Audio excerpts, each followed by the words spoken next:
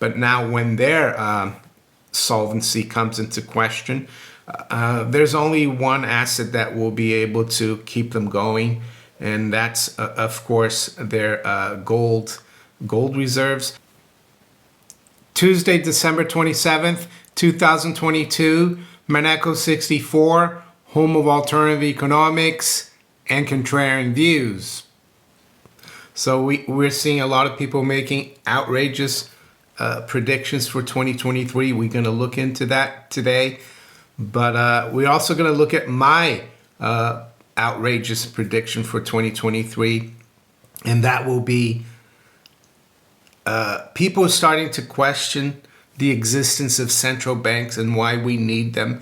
And I actually think it might happen because we're seeing chinks in the armors of central banks already in 2022. And we're going to look into that and why I think that will happen. Yes, markets were closed everywhere yesterday. So we're going to look at the markets today in this last week of trading for 2022. So yeah, someone notified me today of a tweet by former president and prime minister of the Russian Federation, Dmitry Medvedev. I think I pronounced that right. He's come out yesterday with some of his predictions, so we're going to go through them. Some of them seem outrageous, but I think he's on the right track. So it says here, on the New Year's Eve, everybody's into making predictions. Many come up with futuristic hypotheses, as if competing to single out the wildest and even the most absurd ones. Here's our humble contribution, what can happen in 2023. So his number one forecast, oil price will rise to $150 a barrel, and the gas price will top $5,000 per 1,000 cubic meters. Number two, the UK will rejoin the EU. Number three, the EU will collapse after the UK's return. Euro will drop out of use as the former EU currency. Poland and Hungary will occupy western regions of the formerly existing Ukraine. Number five, the Fourth Reich will be created, encompassing the territory of Germany and its satellites, i.e. Poland, the Baltic states, Czechia, Slovakia, the Kiev Republic, and other outcasts. Number six, war will break out between France and the Fourth Reich. Europe will be divided, Poland repartitioned in the process. Number seven, Northern Ireland will separate from the UK and join the Republic of Ireland. Number eight, this is the interesting one, because I think Nostradamus, he predicted a civil war around this time. Number eight is civil war will break out in the US, California and Texas becoming independent states as a result.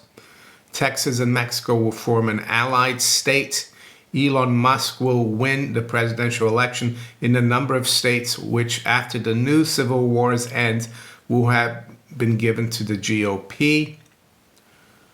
Number nine, all the largest stock markets and financial activity will leave the US and Europe and move to Asia. Number 10, the Bretton Woods system of monetary management will collapse, leaving the IMF and World Bank to crash. Euro and dollar will stop circulating as the global reserve currencies. Digital fiat currencies will be actively used instead. Then he says, season's greeting to you all, Anglo-Saxon friends, and they're happily oinking piglets. So there you go. Yes, pretty outrageous. Some of them are not that outrageous. And that Bretton Woods one, in my opinion, segues into what I'm going to talk about, which is central banking. The whole concept of central banking, hopefully, that's my forecast, will come into question. And that's very important. And why? Well, because I think central banks have allowed us in the West to move into a fiat currency world where we have no sound money, where currency and credit can be created out of thin air and out of nothing. And I think it's one of the reasons why the West is in such a huge decline, not only economically and financially, but also socially, politically, culturally. It's because we've debased our currency or our currencies for far too long. And I think that started out with the creation of the Federal Reserve, or the enactment of the Federal Reserve Act on December 23rd, 1913. And why don't I go back to like the Dutch central bank in the 17th century, or the Bank of England? Well, because with the US being the major economic power of the last 120 years or so, the United States needed to, or the central bankers needed the United States to join them in order to take us into this inflationary and war-ravaged century. And why war-ravaged? Well, because wars, as Smedley Butler said, in War is a Racket, is a great business for the bankers. They make money from both sides.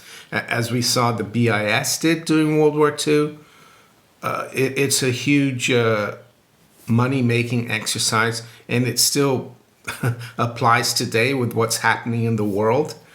So that is my forecast, that central banking existence will come into question. And why do I say that? Is it just like an outrageous forecast that I'm just like taking out of thin air, pun intended? No, I think it's because of the big mistake central bankers have made in the last 15 years or so. You might even want to say the last 20 years, if you include the Bank of Japan. They thought that they could do QE, which is quantitative easing, or creating a central bank money, which are called reserves, out of thin air with no consequence, that they could eventually sell those assets that they have to buy through QE, which are government bonds or mortgage-backed securities or even stocks. In the case of the Swiss National Bank, they bought a lot of NASDAQ or FANG stocks. They thought it would be very easy because interest rates would never go up that much. And why is that a problem? Rising interest rates. Well, because it decreases the value of their holdings in their balance sheet, which they acquired from doing the QE. So they have a very thin layer of capital, the central banks. They're more leveraged than Lehman or any other bank has ever been leveraged, I would say. Like the Fed is, I think, leveraged 200 to 1 or something crazy like that. And we're already seeing this year, we, the taxpayer in the UK, had to bail out the Bank of England to the tune of 11 billion. I think it's going to get worse. Some commentators in the mainstream this year have calculated that the Bank of England losses are up to like 180 billion. And I don't think the bond markets are going to recover. I think, as I said in one of my recent videos, we are in a bear market for bonds. So that means interest rates are going to keep going up. We saw the Bank of Japan, they couldn't hold on to this peg for the 10-year JGB yield at 0.25. They've lifted the peg to 0.5. And my forecast for Japan is that the Bank of Japan, by the end of 2023, that peg, they might not even have a peg anymore, and the 10-year JGB yield will be at least 1.5%, maybe even 2%. And why do I say that? Well, because if you look at their 30-year JGB yield, that's at 1.5%. Their 40 years at 1.6%, and the 10 years still at 0.455. So I think that's going to go through the roof. And Bank of Japan owns, I don't know, almost all of the JGBs now. So the Bank of Japan will probably be the worst affected central bank. I see the yen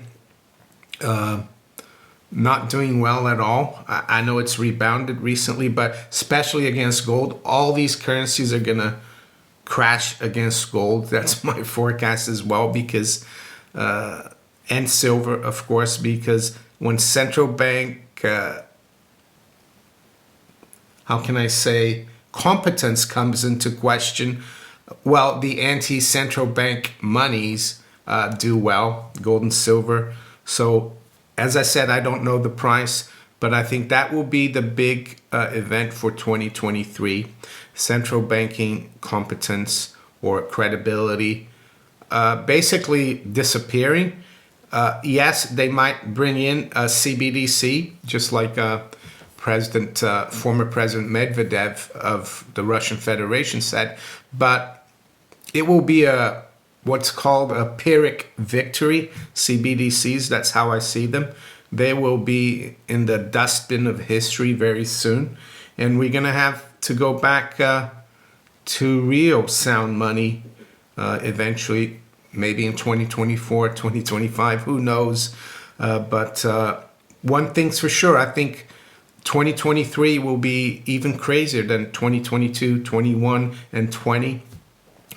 And it doesn't mean to say that we have to be fearful and that we have to not profit from what's going on. And I think, and I could be wrong, of course, but that's the way I see it. I think real things, friends, community, real assets, precious metals, will continue to provide you with a good base to exist in this wild world that we live in. And paper assets are going to become more and more unattractive. They might rebound once in a while, but the general trend will be lower. And I think the big reason for that will be rising yields and rising interest rates, which some people might say, well, that's going to hurt the gold and silver price. Well, we've had the biggest and sharpest and quickest increase in interest rates since 1980, I think, or 79, in the U.S., with the Fed raising rates from near zero to 4 to 4.5, their target. And despite that, gold and silver, well, silver is up slightly on the year, and gold is almost unchanged. So I think gold and silver have faced the worst of this tightening. So to sum it up, I think it will be very difficult to save the central banks, because central banks are supposed to save everyone else, and they did that. They have been doing that since 2008 and 9. But now when their solvency comes into question, there's only one asset that will be able to keep them going, and that's, of course, their gold reserves. And we heard that from the head of the Dutch central bank a few months ago, that they can always use their gold reserves to revalue, to reliquify their balance sheets. And that's why I see gold and silver doing well. And again, I don't know the price. So with that, let's quickly look at where the markets are this morning. It's 8:36 a.m. London time. We've got spot gold at 1806.50. That's up $8. High has been 1809 and the low 1795. Silver is trading at 24.14. We're up 1.7% or 40 cents. The high has been 24.24. The low 23.72. The Dow futures is up 173 points, 0.5%. NASDAQ 100 is up 0.75% or 85 points. The S&P 500 future is up 26 points, 0.2%, trading around 38.71. To the currencies, we got sterling unchanged, 120.63. The euro is up about 0.1% at 106.50. The dollar is up 0.2 versus the yen at 133.11. Dollars unchanged versus the Swiss franc, 93.14. And the dollar is down slightly versus the yuan at 6.97. To the other currencies, we got Aussie dollar up 0.5% at 67.57. We've got the dollar down 0.25% versus the Canadian dollar at 135.48. And the Kiwi dollar is up slightly at 63.50. And now to the general commodities. Let's start with platinum. We've got platinum trading at 1,027. Yeah, that's unchanged on the day. Let's have a look at WTI crude. WTI crude oil is down 2/3 at 79.60. Brent is down 2/3 as well of a percent at 84.44. High grade copper is up 1% at 389. And US nat gas is down 2.7% at 508. We'll finish with the bond market. The 10-year yield is unchanged at 3.75. The 2-year is up 2 basis points at 4.34. To the UK gilt market, we've got the 10-year yield up 3 basis points at 3.67. The 30-year is up 2 at 3.93. So, with that, I wish you all a great day and a great start to the week. Take care. Bye.